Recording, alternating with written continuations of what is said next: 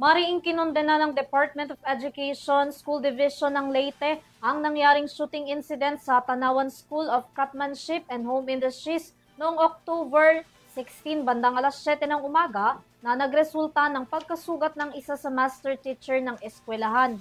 Ayon sa paaralan, kasalukuyan na silang nakikipag-ugnayan sa Philippine National Police, gayon din sa mga otoridad para sa mas malalim na investigasyon.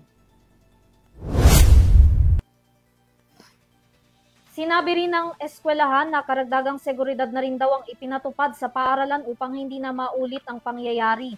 Sa ngayon, pansamantalang suspendido ang klase sa Tanawan School at kasalukuyang nasa Alternative Delivery Mode o ADM ang mga mag-aaral upang matiyak na suportado pa rin ang kanilang pag-aaral. Manunumbalik naman ang face-to-face classes ng paaralan sa October 21.